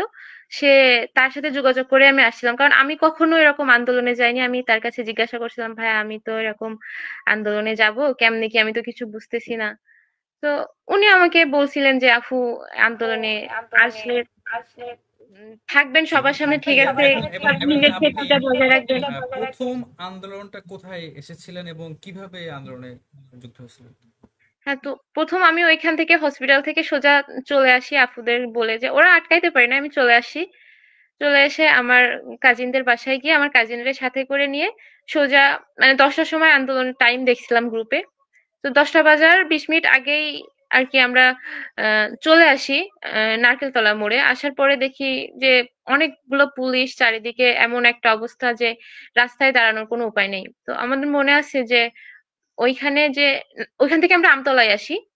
আমতলায় আসার পরে ওইখানে যাত্রী ছাউনি, টুঙ্গিপাড়া এক্সপ্রেস, ওর ভেতরে আমরা বসেছিলাম, কারণ রাস্তায় অহরহ পুলিশের টহল। কোনো আন্দোলন সংগঠিত হচ্ছে না। 10টা ক্রস করে 10:30 বেজে গেছিল। তো আন্দোলন মানে একটা যে পরিস্থিতি শুরু হবে এটা হচ্ছে না, কারণ পুলিশ তো রাস্তায় দুই ধার দিয়ে দাঁড়িয়ে আছে। তারপর হঠাৎ করে আহ, ওইখানে যে একটা স্কুল আছে, স্কুলটার নাম ভুলে যাচ্ছি। ওই স্কুল থেকে অনেকগুলো স্টুডেন্ট, তারা হচ্ছে স্লোগান দিতে দিতে আসে যে তুমি কে আমি কে, রাজাকার রাজাকার। সো আমরাও সাথে সাথে দেখলাম যে কয়েকটা ছেলে জাস্ট বের হইছে একটা স্লোগান নিয়ে, সাথে সাথে রাস্তার দু সাইড দিয়ে আমাদের, আমরা যারা ছিলাম রাস্তার দু সাইডে, আমরা সাথে সাথে যুক্ত হই। এবং ওইখানে 10-15 জন 20 জন শুরু করলেও আসিফ চত্বর পর্যন্ত, তখন খুলনা রোড মোড়ই নাম ছিল, খুলনা রোড মোড় পর্যন্ত আস্তে আস্তে দেখি আমরা আহ কয়েক শত ক্রস করছি। এটা ছিল আমার আন্দোলনে আসা যাক, প্রথম দিন। শুনতে পেলাম। আচ্ছা, আমি একটা বিষয় এটা প্রশ্ন করি, সেটা হচ্ছে প্রথম দিন আন্দোলন আপনি কিভাবে গেছেন শুনলাম। প্রথম দিন আন্দোলন করে যাওয়ার পরে, বাসায় যাওয়ার পরে রাত্রে আসলে কোনো ধরনের হেজিটেশন, মেন্টাল প্রিপার বা মেন্টাল প্রেশার এরকম কোনো কিছু পেয়েছিলেন কেন, বা কেউ হ্যাঁ, এটা কোনো ভীষণ। কারণ মানে প্রথম ওই দিন সময় যখন ফিলিংসটা কেমন আন্দোলনে, ছিল? ওই সময় ফিলিংসটা কেমন ছিল যে ওই দিন রাত্রেই আবার আমাদের বাড়ির পাশ থেকে একজন অ্যারেস্ট হয়ে গেছিল। আমার 18 তারিখেই আমি প্রথম যাই এবং দৃষ্টি আই হসপিটালের সাথে পুলিশের সাথে একটা তর্ক বিতর্ক হয়। সেটা আবার একটা স্থানীয় মিডিয়া দ্বারা প্রকাশিত হয়। হওয়ার পরে ওইটা আবার আহ, গ্রামবাসী আশপাশের লোকজন জেনে যায় যে হ্যাঁ, আমি আসলে আন্দোলনে গিয়েছিলাম। তারপর ওইখান থেকে ফেরার পরে রাত্রের পরিস্থিতিটা খুব খারাপ ছিল, কারণ আশপাশে তো মনে করেন আওয়ামী লীগের টোকাই নেতা পোলাপাইনের অভাব ছিল না। তো এক ধরনের নীরব হুমকি এই কমেন্টের একটা কথা আসে ছিলই। যে বীরকন্যা থানার সামনে পুলিশের সাথে কথা কাটাকাটি করাটা আসলে সাহসের পরিচয় ছিল। আসলে এইটা কি ছিল, মানে এই কথা কাটাকাটি থানার সামনে এটা কবে ছিল এবং কি জন্য হয়েছিল এটা? এরপর আমি এটার উত্তর প্রথম পেলে আমি কথা বলতে পারি। কাটাকাটিটা থানার সামনে ছিল না, ওইটা ছিল দৃষ্টি আই হসপিটালের সামনে। তো আমাদের দৃষ্টি আই হসপিটালের সামনে একটা মানে ঘেরাও করে ফেলছিল পুলিশরা, আমাদের আর সামনে যেতে দিবে না। তো পুলিশের সাথে ওইখানে আমাদের ধস্তাধস্তি হয় এবং একটা পুলিশ আমাদের বলে যায়, তোমরা রাস্তায় কি করতেছো, তোমরা হচ্ছে বাসায় যাও, তখন স্কুলে যাও। তখন আমার আসলে মাথায় মাথায় তো তখন ঠিক ছিল না যে আমার কতগুলো ভাই মারা গেছে। তখন আমি বলছিলাম যে আমরা রাস্তায় আসলাম কেন, আমরা তো স্কুলেই ছিলাম, আমাদের রাস্তায় আসতে হলো কেন, আমার ভাই বোনেরা কেন মরতেছে, আমাদের এটা বিচার চাই। তো এরকম ছিল। পরে হচ্ছে ওনাদের সাথে ধস্তাধস্তি হয় এবং আমি পুলিশকে এক পর্যায়ে বলি যে যে চাকরি বাঁচাইতে গিয়ে সন্তান সমতুল্য স্টুডেন্টদের গায়ে আপনাদের হাত তুলতে হয়, সেই চাকরি করার থেকে চাকরি ছেড়ে দিয়ে ভিক্ষা করে খান, এটা অনেক ভালো হবে। এটা ছিল প্রথম উম বিতর্ক ছিল পুলিশের সাথে। তারপরে যখন থানার সামনে অ্যা আমাদেরকে অবরুদ্ধ করা হয়, ওখানে মোহিনী আপু ছিল, আমার কাজিন ছিল, আমি ছিলাম। কিন্তু আমি ওইখানে কোনো কথা বলি নাই। কারণ আমি থানার সামনে থেকে যখন পুলিশ লাঠিচার্জ শুরু করে, ওইখানে আমি প্রচন্ডভাবে আঘাতপ্রাপ্ত হই। মানে এত ভীষণভাবে আঘাতপ্রাপ্ত হই যে আমি ঠিক করে নিঃশ্বাসও নিতে পারতেছিলাম না। তো আমি কোনো কথাই বলতে পারছিলাম না। তখন ওইখানে মোহিনী আপু এবং আ তার সাথে কথা হয়। আমার কাজিন তখন কি ক্যামেরা এমনি সময় দেখো সবার দিকে ঘুরতেছে। আমাদের যে পুলিশ অবরুদ্ধ করে রাখছে, ক্যামেরাটা অন্যদিকে। পরে আমার বোন ক্যামেরাম্যানকে গালি দিয়ে বলতেছে, "এই আপনাদের ক্যামেরা এখন অন্যদিকে ঘোরানো কেন? আপনারা দেখতে পান না আমাদের সাথে কি ব্যবহার করতেছে?" তো ওই সময় পুলিশ আমাদের বলছিল যে এই মেয়েগুলো প্রচন্ড বেয়াদব, তো এদেরকে ভেতরে নিয়ে চলেন। আমি বলছিলাম আপনাদের মুখ থেকে যদি বেয়াদব কথাটা শুনতে পারি তাহলে আন্দোলনে আসা সাকসেস হয়েছে, কারণ অন্যায়ের বিরুদ্ধে প্রতিবাদ না করার জন্য যদি বেয়াদব হই তাহলে আমরা বেয়াদব।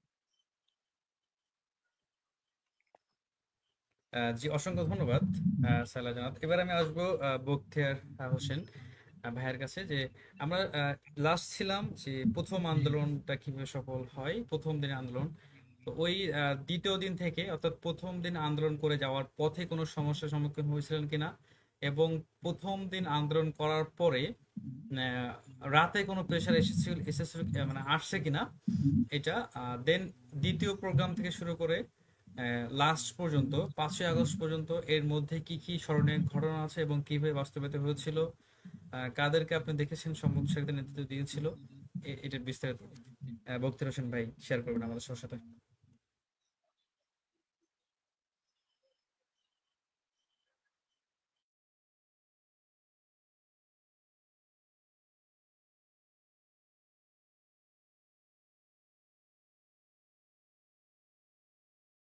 কবিরকে আসলে প্রথম দিন আন্দোলন করে আমি মেসেজ থেকে এসেছিলাম, বাসার থেকে জানতো না যে আমি আসলে আন্দোলনে এসেছি বা আমি এরকম একটা কাজ করতেছি। তো মিডিয়ার কল্যাণে, মানে আমরা যে সাতক্ষীরাতে এসেছিলাম, আন্দোলন করেছিলাম, মিডিয়ায় অনেক হয়েছে এবং ফেসবুকে আমরা আবার সেদিনের ফুটেজটাও আপলোড করছিলাম। এই কারণে এলাকার দিকে মানুষজন জেনে গেছে এবং যখন আমরা খুলনা রোড মোড়ে গোল হয়ে দাঁড়িয়ে আমরা স্লোগান টান দিচ্ছিলাম, কিছু আমার এলাকার কিছু যারা আর কি শ্রমজীবী মানুষ তারা দেখে ফেলছিল। তো এই যে দেখে ফেলা এবং মিডিয়ার কল্যাণে, আসলে আমার আম্মু সোশ্যাল মিডিয়া থেকে সম্পূর্ণ বাইরে, কিন্তু মিডিয়ার কল্যাণে আমার আম্মুর কানে এটা চলে যায়।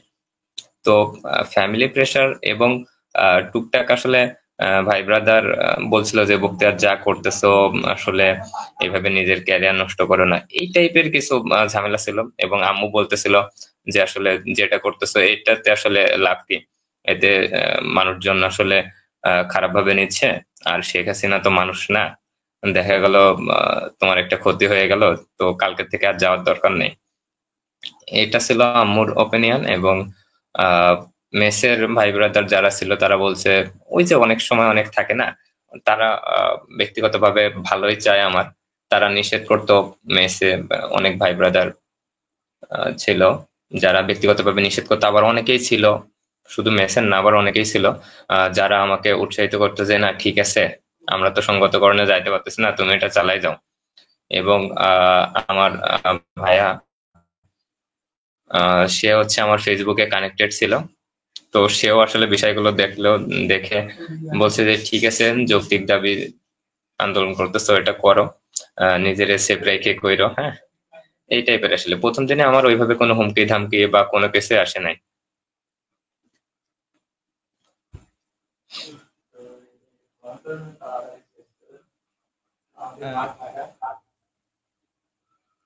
জি, বুঝলাম ওইটা। এবং দ্বিতীয় দিন থেকে প্রোগ্রামগুলো কিভাবে বাস্তবায়ন করেছেন, এবং 5ই আগস্ট পর্যন্ত স্মরণীয় কি ঘটনা আছে, এর মধ্যে কি কি স্মরণীয় ঘটনা যেগুলো আপনি শেয়ার করতে চান সেগুলো শেয়ার করবেন। তো যেদিন আমরা প্রোগ্রাম দিয়েছিলাম সেদিন সবার সাথে কথা বলেই একটা টাইম ফিক্সড করা হয়েছিল। তো ওই টাইমে সেদিনও আমাদের ছিল সাতক্ষীরা সরকারি কলেজ থেকে শুরু করার, সম্ভবত 16 তারিখ সাতক্ষীরা সরকারি কলেজ থেকে আমরা যখন শুরু করতে চাইলাম। তো এই দিনের ঘটনা আসলে একটু কষ্টদায়ক। ছাত্রলীগ টোটালি সাতক্ষীরা সরকারি কলেজ নিয়ন্ত্রণে নিয়ে ফেলছিল এবং সেখানে ডিজিএফআই, পুলিশ, মানে প্রত্যেকটা লোকজন, ছাত্রলীগ, ছাত্রদল, ছাত্র শিবির সবাই ছিল সেখানে। এবং প্রশাসনিকভাবে আমরা ওইভাবে কোনো সাপোর্ট পাচ্ছিলাম না, আমরা একটু ভয়েই ছিলাম বলতে গেলে। এবং একটা পর্যায়ে ইমরান ভাই যখন কলেজে আসলো, তখন, না এটা প্রথম দিনের ঘটনা। দ্বিতীয় দিন হচ্ছে যখন আমরা শুরু করতে চেয়েছিলাম কলেজ থেকে, তো কলেজ থেকে আমরা শুরু করতে পারতেছিলাম না। আমাদের বিষয় এরকম ছিল যে আসলে কলেজে অনেক স্টুডেন্ট এসেছে, কিন্তু ছাত্রলীগের ভয়ে থাকতে পারতেছে না, বা ওখান থেকে শুরু করা আসলে সম্ভব না। ছাত্রলীগ মারধর করতেছে, পোলাপানকে ধরে বুঝাচ্ছে। হ্যাঁ, আমাদেরকেও এক পর্যায়ে ডেকে বললো যে আসলে আহ, তুমি তো ভালো স্টুডেন্ট, পড়াশোনা বাদ দিয়ে এসব করতেছে কেন? এবং ইমরান ভাইয়ের নামে বিভিন্ন বলছে, সে তো আসলে ছাত্র অধিকার পরিষদের সভাপতি, হ্যাঁ, সে তো ভিপি নুরের দল করে, সে তো চাই সরকারের বিরুদ্ধে যাইতে, তোমরা ওর পিছনে যে নিজেদের লাইফ কেন করতেছো?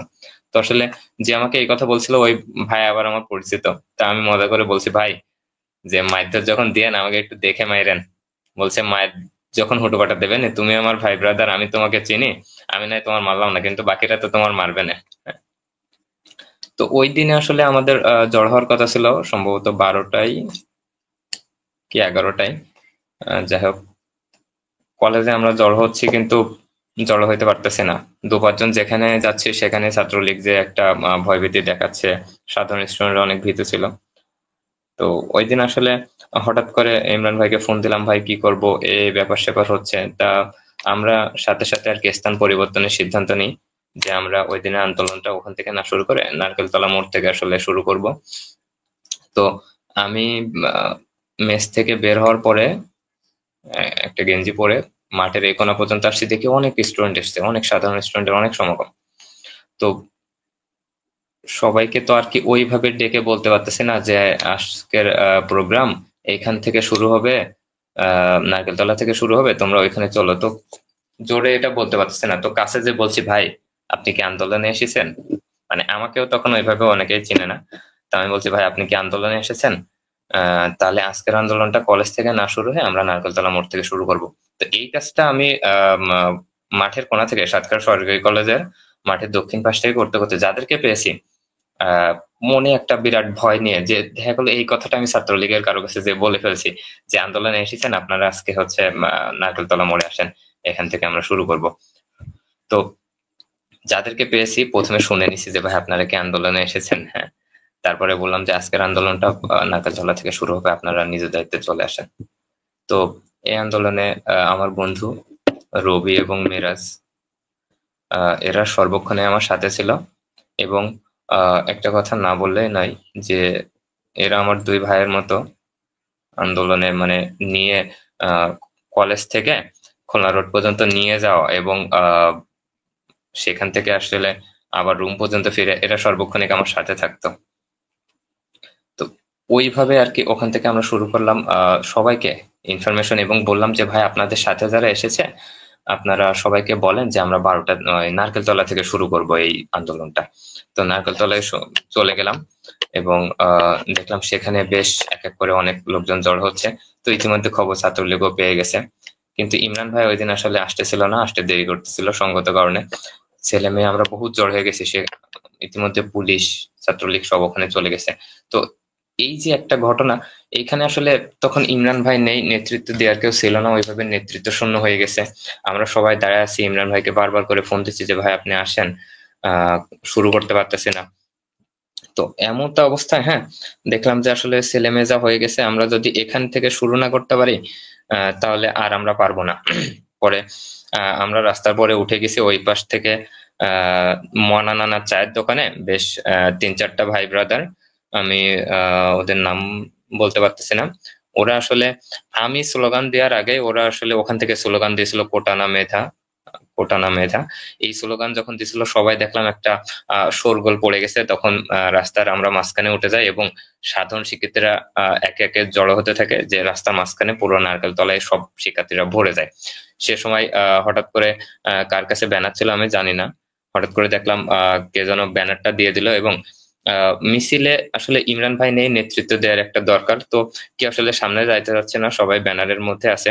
তো আমি এই জায়গাটা থেকে সাহস করে, আল্লাহ আমাকে সাহস দিয়েছিল, এই জায়গাটা থেকে আমি সাহস করে সামনে চলে গেলাম এবং স্লোগান দিতে থাকলাম। এবং ওই দিনই আসলে স্লোগান দিতে থাকলাম। আমাদের ব্যানারের মধ্যে ছিল আদনান, খাদিজা আপু, তাইবা আপু, এবং আরো বেশ কিছু লোকজন ছিল ব্যানারের মধ্যে। এবং ওই দিনের ভিডিওটা যদি আপনারা দেখতে পান, আমি একটা শার্ট পরা অবস্থায় গেছিলাম, এবং আমি স্লোগান দেওয়া অবস্থায় আমার হাতে একটা পতাকা ছিল। স্লোগান দেওয়া অবস্থায় আমি বারবার ইমরান ভাইকে ফোন করতেছিলাম। এবং যখন আমরা ওখান থেকে মিছিলটা নিয়ে শিবির আশেপাশে চলে যাই, তখন ইমরান ভাই এসে আমাদের সাথে জয়েন করেছিল। ওই ছিল আর কি ওই দিনের ঘটনা। তারপর বাকি সবটা আহ ইমরান ভাইয়ের নেতৃত্বে হয়েছিল।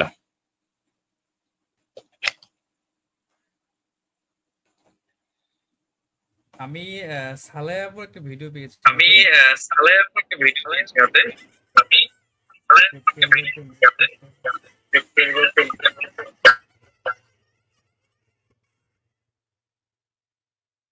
এই একটু আগে যে আমরা লাইভে শুনলাম সালেহ আপু যে বলতেছিল, এটার ভিডিওটা আমি দেখাচ্ছি একটু আপনাদের। ঠিক যেটা ছিল যে আই হসপিটালের সামনে, এই যে ফুটেজটা, আসলে এটা আমার লিঙ্কে দেখানো যাচ্ছে না। যারা আসলে আমি আমার এই ভিডিওর কমেন্ট সেকশন আমি এটা দিয়ে দিব, কমেন্ট সেকশনে দিয়ে দেবো সালেহ আপুর ভিডিওটা। এই দিন সালেহ আপু পুলিশের সাথে তর্ক বিতর্ক করতেছে এবং এক প্রকার ধাক্কা দেখতে হচ্ছে এখানে, হাতাহাতি এরকম একটা অবস্থা। এটা আমি দিয়ে দেবো কমেন্ট সেকশনে। আমি একটু কমেন্ট সেকশনে যাই। কমেন্ট সেকশনে কমেন্ট আসছেন যে রিয়াজুল আওয়ার সাতক্ষীরা হিরো। আমাদের এখানে কমেন্ট করছেন হাবিবুর রহমান। আল ইমরান ইমু ভাই কমেন্ট করেছেন যে আমি মাঝখানে ছিলাম আর স্লোগান শুরু করেছিল বান্না আর আরেকজন। জি, আসলে আমি নেক্সট একটা লাইভে শুধুমাত্র ইমরান ভাইকে নিয়ে আমি একটা লাইভে আসার একটা পরিকল্পনা করতেছি। ভাইয়া যেদিন ফ্রি হবে সেদিনকে নিয়ে ইনশাল্লাহ তার মুখ থেকে আমরা পুরোপুরি শুনবো। যারা এই ভিডিওটা আমি যেটা বলেছি দেখাবো, লিঙ্ক কমেন্টে তো সেটার মেবি লিঙ্ক দিয়ে দিয়েছে, আপনারা যে চাইলে দেখতে পারবেন। আলিম নিমু ভাই এইমাত্র কমেন্টে দিয়ে দিয়েছেন। একজন কমেন্ট করেছেন নিশি রহমান, কমেন্টটা ডিলিট করে দিলেন, বাক স্বাধীনতা কোথায়? আমি আমার মনে হচ্ছে কমেন্টটা ডিলিট করা দরকার, এই জন্য ডিলিট করে দিয়েছি। ওকে, আল ইমরান ইমু ভাই হচ্ছে কমেন্টের একটা লিঙ্ক দিয়েছে, আপনারা সবাই দেখতে পারবেন, সে সমস্যা নাই। আমি যাই সালেহ আপুর কাছে। আমরা আপনার কাছে প্রথম কথায় আমরা জানতে পেরেছি যে প্রথম দিনে আন্দোলন কিভাবে শুরু করেছেন এবং প্রথম দিনে কোনো ধরনের ভয় ভীতি বা এবং রাত্রে যে নার্ভাসনেস ছিল এটা। এখন আমি আসি দ্বিতীয় দিন থেকে আন্দোলনটা আপনি কিভাবে কন্টিনিউ করেছিলেন এবং 5ই আগস্ট পর্যন্ত কিভাবে, কার নেতৃত্বে, কাকে দেখে উৎসাহিত হওয়া এবং আন্দোলনে কে আপনাদেরকে সব থেকে বেশি গাইড করেছিল, সমস্ত বিষয়টা আপনার তুলে ধরবেন। আন্দোলন তো সাথে সাথে 18 তারিখের পরে স্টপ হয়ে গেছিল। তো 18 তারিখে মানে আমার রাত্রে আমার ছোট বোন আমাকে বলতেছে যে এখন যদি বাসায় পুলিশ আসে, তোকে যদি ধরে নিয়ে যেতে চাই তাহলে আমরা কি করবো? একটু লাউডলি আপু। মানে 18 তারিখে যখন সাথে আন্দোলনটা অফ হয়ে যায়, তখন আর কি আমাদের বাড়ির পাশে একজন যখন অ্যারেস্ট হয়, তখন আমার ছোট বোন আমাকে বলছিল যে এখন যদি বাসায় পুলিশ আসে, তোকে যদি অ্যারেস্ট করতে চায় আমরা কি করব? তো আমি বলি অসংখ্য ভাই বোনেরা অ্যারেস্ট হচ্ছে, আমি চলে যাব তাদের সাথে, কোন আমার ভয় নাই তো, কারণ আমার দাবিটা যৌক্তিক, আর যৌক্তিক দাবিতে আমার ভাই বোনেরা যদি জীবন দিতে পারে, আমি একটু অ্যারেস্ট হতে পারবো না? তো আমার ভিতরে কোনো ভয় ছিল না। তারপরে তো হচ্ছে 18 তারিখের পর থেকে তো টোটালি এই সাথে আন্দোলন অফ ছিল। তারপর যখন আবার নতুন করে ইন্টারনেট কানেকশন আসে, তখন আর কি একটা নেতৃত্ব শূন্য অবস্থা ছিল সাতক্ষীরাতে। কোনো আন্দোলন তো নতুন করে সংগঠিতই হচ্ছিল না। আর আমি আসলে জানতামও না যে এই আন্দোলনে কারা নেতৃত্ব দিচ্ছে। তো তারপর যখন অগস্ট চলে আসে, তখন আর কি গ্রুপে আমরা অনেকেই মেসেজ করতে থাকি যে আমরা কেন সাথে নতুন করে আবার আন্দোলন শুরু করতেছি না, আমাদের আন্দোলন শুরু করা উচিত।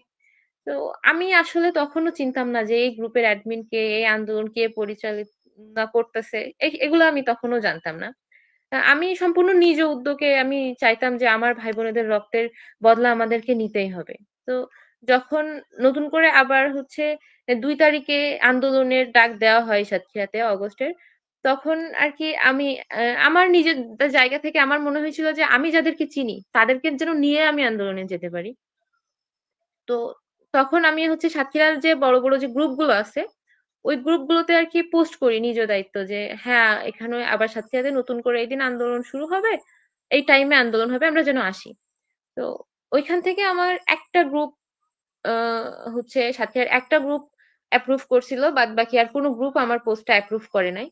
তো আমি আবার ওইখানে আহ, আমার ছোট বোন আমাকে বলছিল যে আফু তোর নামটা হাইড করে তারপরে পোস্ট কর, তাহলে তুই যে পোস্ট করছিস সেটা কেউ জানতে পারবে না। তো আমি বলছিলাম আমি যদি আমার নামটা হাইড করে পোস্ট করি তাহলে অনেকেই ভরসা পাবে না যে কে না কে ডাকতেছে, যাব না। আমি আমার নাম সহই আমি পোস্ট করব, তাই যা হয় হবে। তো তো একটা গ্রুপ থেকে অ্যাপ্রুভ করার পরে আমি দেখছিলাম ওই পোস্টটাতে কয়েক ঘন্টার ভিতরে মানে 1000+ রিয়েক্ট আর কমেন্ট চলে আসে যে আমরা আন্দোলনে আসবো, কিন্তু ভেরি আনফরচুনেট 2 তারিখে খুব ভালোভাবে আন্দোলনটা সংগঠিত হতে পারি নাই। তারপর 3 তারিখে আবার নতুন করে যখন আন্দোলন সংগঠিত হয় তখন আর কি নিজে দায়িত্ব আমরা আন্দোলনে যেতাম। আমার আমার পরিবার থেকে আমার বড় কাকুর 2টা ছেলে মেয়ে, আমরা 2 বোন এবং আমার ফুফার তো 2টা ভাই বোন, আমরা 6 ভাই বোন আন্দোলনে যেতাম শুধু একটু মুক্তির নেশায়, একটু মুক্ত বাতাসের আশায়, আমার ভাইদের রক্তের বদলার জন্য সম্পূর্ণ নিজ উদ্যোগেই যেতাম। যাওয়ার পরে আমার জি কাজিন অসংখ্য ধন্যবাদ। জি জি ওর আপু। একটা কথা বারবার বলতে বলতে মুখ ব্যথা হয়ে যাইতো যে তুই সামনে যাস না, একটু পেছন দিকে থাক, এত সাহস ভালো না, মেয়েদের এত সাহস কেন দেখাইতে হবে। জামিলা উলফাতুন নেসা আমার কাজিন, ও আমার সাথে পুরোটা টাইম আন্দোলনে ছিল। ও মনে হয় আমাকে কয়েক হাজার বার বলছে যে তুই একটু পেছনে থাক, এত সাহস কিভাবে আসে তোর, এত সাহস ভালো না মেয়েদের। তারপরেও সাহসটা কোথা থেকে না কোথা থেকে চলে আসতো, এটাই। জি অসংখ্য ধন্যবাদ। আমি একটা কমেন্ট পড়ি, সেটা হচ্ছে আহ, মিছিলীয় প্রেম হোক, ভেঙে যাক মোহ, তুমি সাজো ব্যারিকেড, আমি বিদ্রোহ। কমেন্ট করেছেন তাইবাস আবসম, অসংখ্য ধন্যবাদ। সুন্দর একটা কবিতার মতো লাইন লেখার জন্য ধন্যবাদ। আমরা আমাদের অনুষ্ঠানের একেবারে শেষ পর্যায়ে, অনুষ্ঠানের শেষ পর্যায়ে আমরা সমাপনী বক্তব্যের জন্য যাবো একবারে বক্তব্য হোসেন ভাইয়ের কাছে। আপনার নিজে থেকে যদি কিছু বলার থাকে কাকু, বা নিজের ক্ষোভ যদি কিছু বলার থাকে, ক্ষোভের জায়গা থেকে, চাওয়া পাওয়ার বিষয় থেকে আপনি শেষ করে দেবেন বক্তব্য।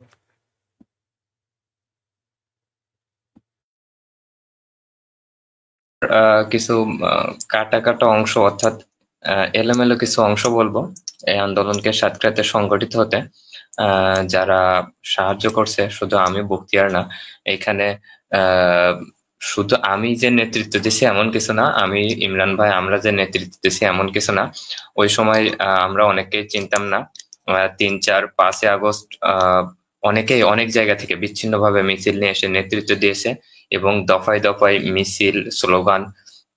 তো আসলে এই আন্দোলনের আসল ভাগীদার আমরা যারা নেতৃত্ব দিয়েছি তাদের থেকে বেশি হচ্ছে যারা এই আন্দোলনে অংশগ্রহণ করে আন্দোলনকে সংগতিপূর্ণ করেছিল।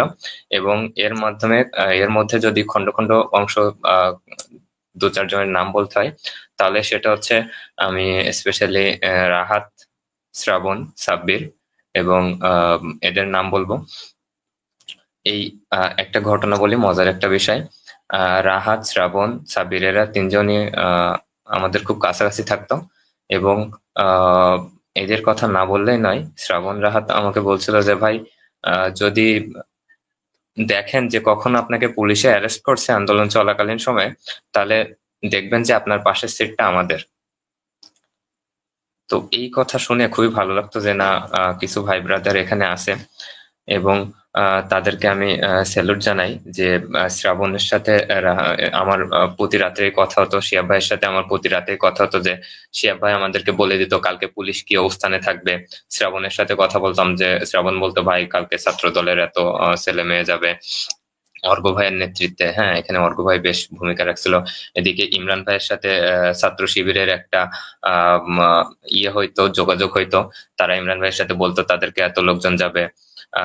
তা আমার সাথেও কথা হইতো অনেকেরই, যে তারা বলতো এত লোকজন যাবে আগামীকাল। তো এই যে জায়গাটা আসলে আজকে আমি লাইভে এসেছি, আমি সবার সবার অবদান আসলে সংক্ষেপে বলা সম্ভব না। যাদের মনে পড়তেছে আমি তাদের কথা বলতেছি। 3 তারিখ আমি যখন আন্দোলন শেষ করে মানে আনিসুর ভাই শিবিরের, তো আনিসুর ভাই আমাকে বলতো কি যে বখতিয়ার, আন্দোলন শেষ হওয়ার 5 মিনিট আগে অন্তত তুমি এখান থেকে চলে যাবা, কারণ আন্দোলন শেষ হওয়ার পরে বা তোমার যাইতে গেলে সমস্যা হইতে পারে। তো আমি আন্দোলন শেষ হওয়ার পরে 3, 4, 5 আগস্ট আন্দোলন শেষ হওয়ার জাস্ট 5 মিনিট আগে ঘোষণা দিয়ে দিতাম পরবর্তী কার্যক্রম। ঘোষণা দিয়েই আর কি সাইডে যারা থাকতো ওদেরকে বলে দিয়ে আমি চলে যেতাম। তো 3 তারিখে একটা মজার ঘটনা বলি। আমার ছোট ভাই মামুন আছে, ও আমার বন্ধু। তো এই মামুন 3 তারিখে যখন আমি চলে যাচ্ছিলাম তখন আসলে সাতক্ষীরার অনেকে আমাকে চিনে ফেলছে, ছাত্রলীগ আমাকে মার্ক করে ফেলছে। তো মামুন বলছে, ভাই আপনার এই অবস্থায় যাওয়া ঠিক হবে না। ও ও আমার বন্ধু, কিন্তু আহ আমাকে ভাই বলে ডাকতো। তো বলছে, ভাই আপনার এই অবস্থায় যাওয়া হওয়া ঠিক হবে না, আপনি এইভাবে যান। তা আমি বললাম, কিভাবে? বলছে, তো মামুন আসলে সেদিন আমার ভেজা গেঞ্জি, যেটা টি শার্ট, আমার ভেজা টি শার্ট, আমার একটা চকলেট কালারের টি শার্ট ছিল, এই টি শার্টটা, আমার ভেজা টি শার্টটা সেদিন মামুন পরেছিল, এবং মামুনের সেই আহ যে টি শার্টটা, সেটা আমি পরে ওই অবস্থায় আমি বাসায় গেছিলাম, এবং এখান থেকে আমি বাসে উঠে বাসায় চলে গেছিলাম। তো ধন্যবাদ, অসংখ্য ধন্যবাদ মামুনকে। এবং 16 তারিখের পর থেকে আমি আর সাতক্ষীরাতে থাকতাম না, যেহেতু অলরেডি আমি মার্ক হয়ে গেছি, যে কোনো সময় হামলা বা এর এর শিকার হইতে পারি। 16, 17, 18, 3 তারিখ আসলে আহ ওইভাবে ভয়ভীতির মধ্যে দিয়ে পার করছি। এবং এর এর মধ্যে হচ্ছে ছাত্রলীগ 17 তারিখে আমাদের সাথে একটা ঝামেলা হয়, সিবি হাসপাতালের সাথে ছাত্রলীগের সাথে আমাদের। এবং সেদিন আমরা সবাই, এবং ওরা যখন প্রথম আমাদের উপরে আসে, সেদিন আমরা সবাই প্রথমে ছত্রভঙ্গ হয়ে যায়, সাধারণ স্টুডেন্টরা ভয় পেয়ে যায়, কিন্তু অনেক মেয়েরা ছিল যারা এখানে ব্যানার ধরে দাঁড়াইছিল। অনেক ছেলে ছিল যারা রাস্তা থেকে এক চুলো নড়েনি। আমরা সবাই সাইডে চলে গেছিলাম, যে সিবির সাইডে যে নার্সারি গুলো, সেখান থেকে লাঠি হাতে নিয়ে আমরা তাদের মোকাবেলা করেছিলাম। ওদিনই ছিল আমাদের প্রথম জয়। এবং ওটার পর থেকে আসলে 18 তারিখ শুনতে পাই যে ইমরান ভাইকে প্রধান আসামি করে 17 জনের নামে মামলা হয়েছে। এই মামলার ঘটনাটা হচ্ছে খুবই আমাদের জন্য কষ্টদায়ক ছিল। তো শুধু শুনতে পাই যে 17 জনের নামে মামলা হয়েছে, কাদের নামে হয়েছে জানতে পারি না। তো আমার যারা পরিচিত ভাই ছিল, আমার ভাইয়া, আমার চাচাতো ভাই, তারা সবাই চেষ্টা করতেছিল যে আমার নামে মামলা হয়েছে কিনা এটা বের করার, এবং থানায় বিভিন্ন ভাবে তারা যোগাযোগ করতেছিল যে মামলা হয়েছে কিনা। ইতিমধ্যে আমার আম্মুর কানে খবরটা চলে যায় যে আসলে তুই আর আন্দোলনে যাস না। 18 তারিখের পরের থেকে যে বাসায় কিভাবে ঘুমাইছি, বাসায় ঘুমাতাম না, অন্যের বাসায় ঘুমাইতাম, আম্মুর হাতে কোনো রকমে অল্প একটু খেয়ে অন্যের বাসায় যেয়ে ঘুমাইতাম। এর মধ্যে একটা মজার বিষয় বলি, যে আমি সবার থেকে একটু সময় চেয়ে নিচ্ছি, যে আসলে এটা অনেক বড় ইতিহাস, আমি সংক্ষেপে বলার চেষ্টা করছি। আন্দোলনের মধ্যে সবচেয়ে মজার একটা বিষয় হচ্ছে, আহ কাজী আমিনুর আদনানকে অ্যারেস্ট হওয়ার পরে ও আমার সাথে যোগাযোগ করেছিল।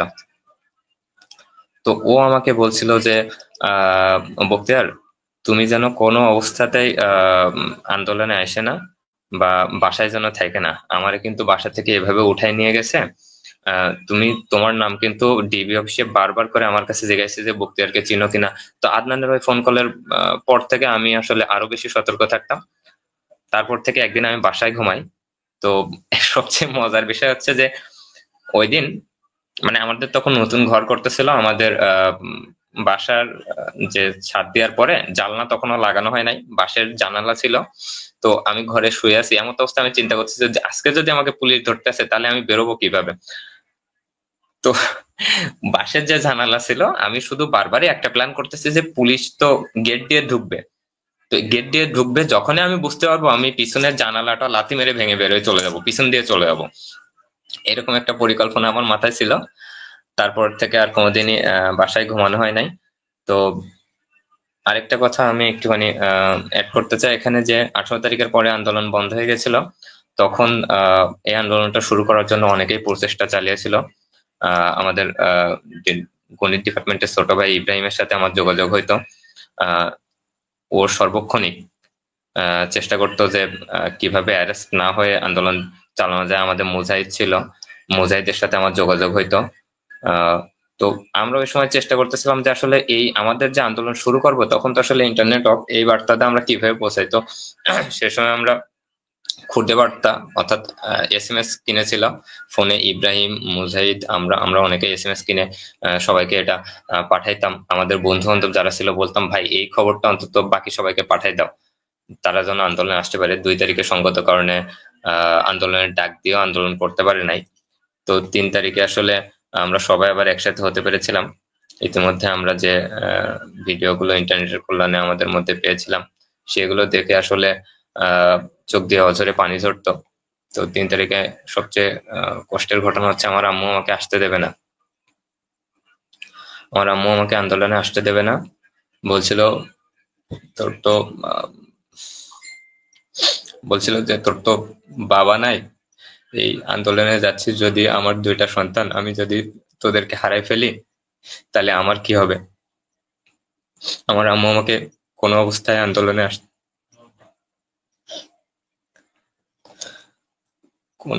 আন্দোলনে আসতে দিবে না। বলছে ছোটবেলায় তোরা তোদের বাবাকে হারাইছিস এইভাবে। যে তখন আসলে সিচুয়েশন অন্যরকম ছিল, পুলিশ সারা দেশে গুলি চালাচ্ছিল, মানুষ মারা যাচ্ছিল। তো অনেকটা পর্যায়ে আম্মু আমাকে আসতে দিবে না। তখন আমার আম্মুকে একটা কথা বলেছিলাম, যে আমার এখনো মনে আছে যে আম্মু, আজকে যে সন্তানগুলো মারা যাচ্ছে তারাও কারো না কারো সন্তান, তাদের মারাও তাদের সন্তান হারাইছে। এমন তো অবস্থায় আমার বাসায় বসে থাকা সম্ভব না। আর রাগ করে আম্মুর উপরে একটা কথা বলেছিলাম, যে তোমার তোমার মতন আম্মু যদি 1971 সালে থাকতো তাহলে এই দেশ স্বাধীন হইতো না। আজকে আমারে আটকায় না, আমারে যাইতে দাও, যদি মারা যায় তাহলে আমার জন্য দোয়া কইরো। এবং আমার ভাইয়ার কাছে আমি কল দিয়েছিলাম, দিয়ে বলছিলাম যে ভাইয়া আমি কিন্তু আন্দোলনে যাচ্ছি, আমার জন্য দোয়া করিস। তো আমার ভাইয়া আমারে বলতো যে তুই আন্দোলনে যা, ঠিক আছে, অন্তত পুলিশের গুলি খাইস না, পুলিশের গুলি খাইলে তো তোরে বাঁচানো সম্ভব হবে না, আর কেস, জেল, জরিমানা যাই হোক আমি দেখে নিবানি। তো এই আমার ভাইয়া আম্মু দুজনেই ছিল আমার সাহস। এবং আমি সম্ভবত 4 তারিখে মানে প্রতিদিনই 3, 4, 5 এই 3 দিনই আমি বের হওয়ার সময় আয়াতুল কুরসি পড়েই বের হতাম বাসার থেকে, অজু করে, যে আজকে হয়তো জীবনের শেষ, পুলিশ গুলি চালাইতে পারে, আজকেই হয়তো শেষ। তো ধন্যবাদ আমার ভাইয়াকে, ওই সময় একটাই কথা বলতো, তুই যেন গুলি খাস না, বাকি জেল জরিমানা যে যাই হোক না কেন আমি দেখে নেব। আর আমার আম্মুকে বোঝানো অনেক শক্ত ছিল, ছোটবেলা থেকেই আমাদেরকে কেন্দ্র করেই গড়ে উঠেছিল। আম্মু সবসময় আমাদের হারানোর ভয় করতো। তো মানে আম্মুর মধ্যে এই ভয়টা আমার এলাকার মানুষজন ঢোকাই দিয়েছিল, যে ছেলে আন্দোলনে যাচ্ছে, আজকে যদি ওর কিছু হয়ে যায়, ওর বাবা নেই, ওরে কে দেখবে। এই জায়গাটা আসলে গ্রামের মানুষ তো, অনেক ভয়ভীতি তাদের মধ্যে কাজ করতো। এই জায়গাটা থেকে বেরিয়ে এসে আন্দোলনে আসা আমার জন্য অনেক কষ্ট ছিল, সেটা পার করে আসতে পেরেছিলাম। এবং পরবর্তীতে আমরা আমাদের আমাদের কাঙ্ক্ষিত স্বাধীনতা পেয়েছিলাম। জি আসলে আমি আমি বুঝতে পারতেছি, এবং আমার যারা অডিয়েন্স আছেন এখন পর্যন্ত তারা বুঝতে পারছে আসলে এই জুলাই গণঅভ্যুত্থানটা আসলে সহজ ছিল না, অনেক কঠিন ছিল। তার একটা বাস্তব প্রমাণ আমরা সাতক্ষীরা জেলা থেকে বখতিয়ার হোসেন ভাইয়ের কাছ থেকে আমরা শুনলাম। তো আমাদের দেশটা সুন্দর হোক, এটাই আমরা কামনা করি। যাদের এত ত্যাগ তাদেরকে সবসময় মূল্যায়ন করা হোক, এটাই আমরা আশা করি। আমাদের এখানে কমেন্ট করেছেন কাজী আমিনুল আদনান, ওইটাই যে বখতিয়ারের নেতৃত্ব এমনই ছিল যে প্রশাসন তাকে হারিকেন জ্বালিয়ে খুঁজতো। আমাকে ডিবি হেফাজতে নেওয়ার পরে যে কঠিন জবাবদিহিতার পর্ব পার করেছিলাম, সেই সময়টাতে বখতিয়ার এবং সাতক্ষীরা সরকারি কলেজের গণিত বিভাগের ইব্রাহিম ভাইয়ের অ্যাড্রেস নেওয়ার জন্য আমার উপরে প্রচুর প্রেশার ক্রিয়েট করেছিল। সেজন্যই আর কি বখতিয়ারের কিছুটা সাবধানতা অবলম্বন রাখতে বলেছিলাম। জি আমি এবার যাবো হচ্ছে স্যালাই আপুর কাছে। আমি আবার একটু আসবো বখতিয়ার ভাইয়ের কাছে, লাস্ট এন্ডিং কিছু কথা বাকি আছে একটু, যেহেতু আপসেট হয়ে গেছে এই জন্য আমি আবার স্যালাই আপু যাচ্ছি। যে আপু আপনার সমাপ্তি বক্তব্য এবং কোনো ঘটনা আপনি শেয়ার করতে চান না সেটা বলে আপনার বক্তব্য শেষ করুন।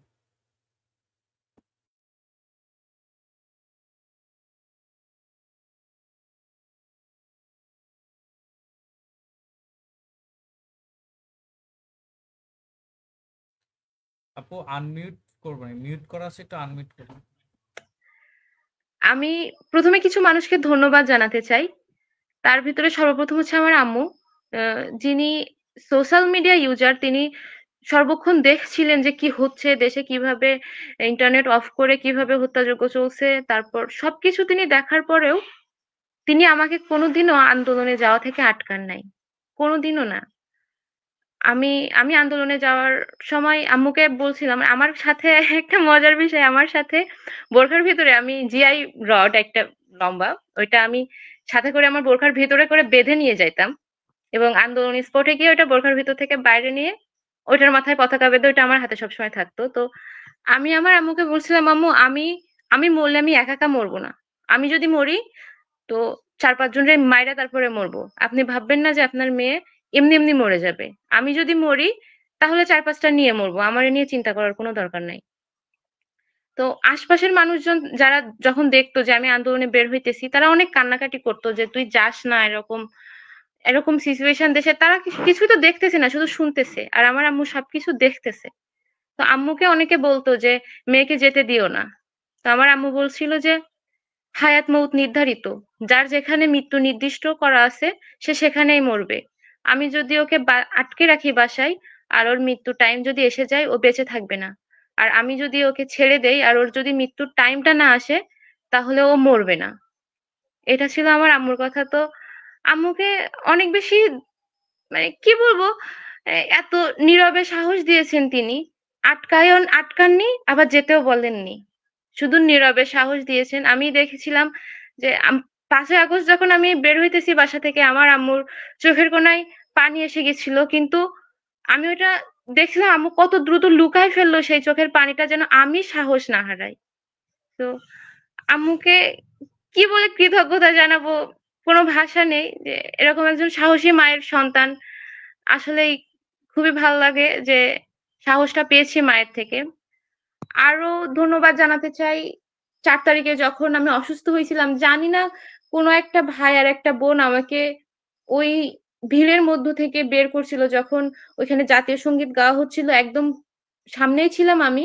তো আমি শুধু একবার বলছিলাম আমার মাথা ঘুরতেছে। তো একটা আপু আমাকে ধরলো এবং একটা ভাইয়া শুধু বলল সাইড দেন, আপু অসুস্থ। যে সেজন্য আমার পাখির মতো উড়াইয়া ওই ভিড়ের ভিতর থেকে বের করে নিয়ে এসে প্রাথমিক চিকিৎসা নিশ্চিত করে আমার ছোট বোনের হাতে আমাকে দিয়ে যতক্ষণ না আমি সুস্থ হই ততক্ষণ আমার পাশে থেকেছে। আমি চিনি না, তার চেহারাটা আমার মনে নাই। তো সেই অচেনা ভাইটাকে অনেক ধন্যবাদ, যেন সে আমাকে এমন ভাবে সাহায্য করছিল যেন আমি তার মার পেটের বোন। এই মানুষটাকে অনেক বেশি ধন্যবাদ। আচ্ছা, আমি শাহলা জান্নাতকে বীর কন্যা, যেহেতু জুলাই যোদ্ধা, বীর কন্যার কাছে একটা প্রশ্ন, আগামী বাংলাদেশ কেমন চান?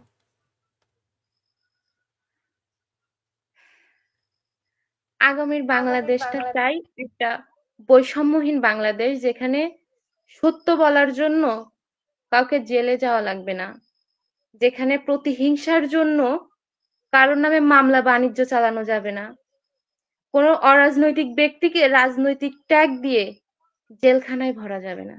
কারণ আমি আমার পরিবার থেকে দেখেছি, আমার পরিবারটা আগে সম্পূর্ণ অরাজনৈতিক ছিল। আমার আব্বু এবং আমার ৩ টা কাকুকে ১০ বার কারাবরণ করা লাগছে শুধুমাত্র তারা হুজুর সত্য কথা বলে সেজন্য। আমার বড় কাকু, যিনি ধুলিয়ার জানাবাজ মাদ্রাসার প্রিন্সিপাল, ওনাকে মিথ্যা মামলা দিয়ে, উনি সম্পূর্ণ একজন অরাজনৈতিক মানুষ, মিথ্যা মামলা দিয়ে ওনাকে গ্রেপ্তার করা হলো। তারপর ওনার চাকরি স্থগিত করা হলো। তারপর ওনার যে মামলা সেটা প্রমাণ হলো যে এটা মিথ্যা মামলা ছিল। তখন হাইকোর্ট থেকে তাকে আবার নতুন করে চাকরিতে জয়েন করার জন্য নোটিশ দেওয়া হলো। কিন্তু আওয়ামী ফ্যাসিস্ট যারা ছিল, স্থানীয় টোকাই, তারা আমার কাকুকে বসতে দেয় নাই। আর সব থেকে দুঃখের বিষয় কি, ৫ আগস্ট চলে গেছে, ১ বছর হয়ে গেছে, আওয়ামী লীগ নিষিদ্ধ হইছে নামে, আওয়ামী লীগ নেই নামে, অথচ আওয়ামী লীগের বিস্তার সবখানেই আছে। ওই আওয়ামী লীগ কর্তৃক এখনো আমার কাকুকে চাকরিতে বসতে দেওয়া হয় নাই। কিভাবে বলবো যে আমি কেমন স্বাধীনতা চাই, আমি জি, কেমন অসংখ্য দেশ ধন্যবাদ। চাই। আমাদের এই অনুষ্ঠানের একবার শেষ পর্যায়ে আমি একটা আহ, আমি একটা প্রশ্ন বক্তব্য রাখবো, তার আগে আমি একটু কথা বলতে চাই। যেহেতু আমাদের এটা লাইভ টক শো, একটু সময়ের বিলম্ব হবেই। একটা লাইভ টক শো, দুইজনের জুলাই স্মৃতিচারকমূলক অনুষ্ঠানে টাইম শর্ট করে আসলে কোনো কিছু হয় না। এটা বলার কারণ হচ্ছে আমাকে বারবার একজন কমেন্ট করতেছে বারবার যে আগামীতে সময়ের দিক খেয়াল করবেন। বাট আসলে জুলাই আহ, যদি আমার রাজনৈতিক টক শো হতো তাহলে আমি টাইম লিমিটেশনের মধ্যে যে আধা ঘন্টার মধ্যে এটা শেষ করে দেওয়া এটা পসিবল। বাট যেহেতু জুলাই স্মৃতি, এটা আসলে একবারে শুরু থেকে শেষ পর্যন্ত যতক্ষণ না পর্যন্ত আমার অতিথিবিন্দু শেষ নয় ততক্ষণ পর্যন্ত আমি অনুষ্ঠান শেষ করতে পারবো না। তো আমি একবারে লাস্ট প্রশ্ন, যে আগামীর বাংলাদেশ কেমন চাই বা কেমন প্রত্যাশা বখতিয়ার হোসেন ভাই কাছে বলে আমি আমার এই অনুষ্ঠান শেষ করে দিব।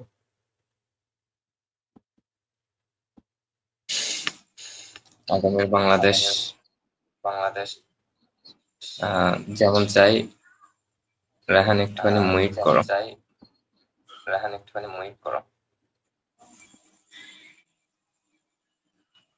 আগামীর বাংলাদেশ হচ্ছে একদম যেটার জন্য আমরা 17 বছর শেখ হাসিনার মুঠির মধ্যে ছিলাম। আমাদের বাক স্বাধীনতা ছিল না, আমরা কথা বলতে পারতাম না,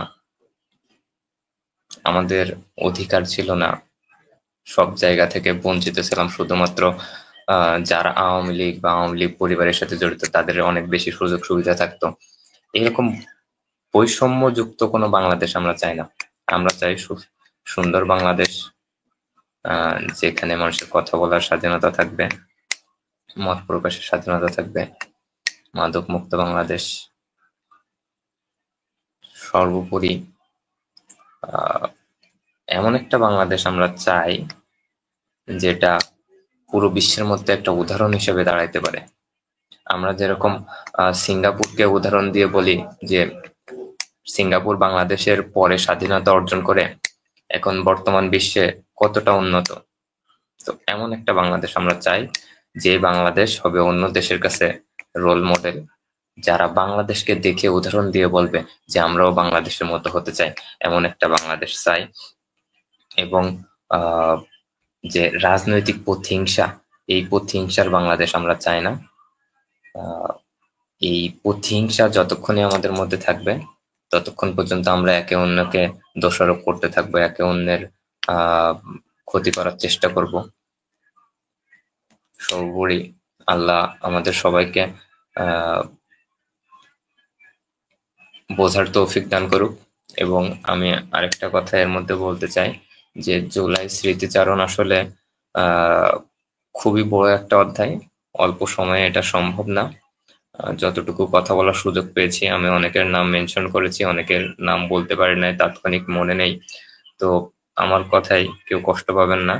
এখানে শুধু আমি বখতিয়ার একা না, যারা উপস্থিত ছিলেন, বললাম আমি শুরুতে আগেও বলেছি যে এখানে অনেকে অনেকভাবে নেতৃত্ব দিয়েছে। আমি অবশ্য আন্দোলন সময়কালীন অনেকেই চিনতাম না, পরে ভিডিও দেখে তাদেরকে দেখেছি যে তারাও আমার সমতুল্য নেতৃত্ব দিয়েছে। তো যারাই অংশগ্রহণ করা থেকে নেতৃত্ব দিয়েছে সবাইকে স্যালুট জানাই। জুলাই স্মৃতিচারণ অনেক বড় একটা অধ্যায়, সংক্ষেপে বলা সম্ভব না, অনেক সময় দীর্ঘায়িত হয়ে গেছে। সবার কাছে সময় দীর্ঘায়িত করার জন্য ক্ষমা চেয়ে আজকের মতো আমার কথা শেষ করছি। আসসালামু আলাইকুম। জি, অসংখ্য ধন্যবাদ। অসংখ্য ধন্যবাদ বখতিয়ার হোসেন ভাই। আমি আরো অসংখ্য ধন্যবাদ দিতে চাই আমার আজকের যারা অনুষ্ঠান একবার শেষ পর্যন্ত আছেন। একবার লাস্টে কমেন্টে আছেন কাজী নজরুল আদনান, যেটা আমি পড়েছি। তারপরে আছেন যে একটা আপু জামিলা উলফাতুন নেসা, জামিলা জুলাই কমেন্ট করছেন। ইব্রাহিম খলিল, সুন্দর আয়োজন এবং দুইজন জুলাই যোদ্ধার জন্য শুভকামনা রইল। সর্বোপরি আমি অনুষ্ঠানে একবার শেষ পর্যায়ে একটা কথা বলতে চাই। আহ, আমাদের এই প্ল্যাটফর্মটা সাতক্ষীরা জেলাতে সর্বপ্রথম এবং স্বল্প পরিসরে আমরা শুরু করেছি। এখানে সঞ্চালক আমি হিসেবে আমি আছি, আমার ভুল হতে পারে। আমার যারা অতিথিবৃন্দ তারা কিন্তু আসলে যে প্রফেশনালি টক শোতে অভ্যস্ত সেটাও না। তাদের কথাবার্তা অনেক মিস্টেক হতে পারে, আমারও হতে পারে, সবারই হতে পারে। এটা সবাই অবশ্যই ক্ষমা সুন্দর সাথে দেখবেন। একটা জিনিস কি, প্রত্যেকটা জিনিসের পজিটিভ নেগেটিভ দুটা দিক থাকে। কে কোন দিক থেকে নিবে সেটা তার ব্যক্তিগত বিষয়। এটাই বলে আজকে অনুষ্ঠান আমি এখানে শেষ করতেছি। দেখা হবে সামনের লাইভ টক শোতে। সবাইকে আবারও সালাম জানাচ্ছি। আসসালামু আলাইকুম। আজকের লাইভ এখানে সমাপ্ত ঘোষণা করছি।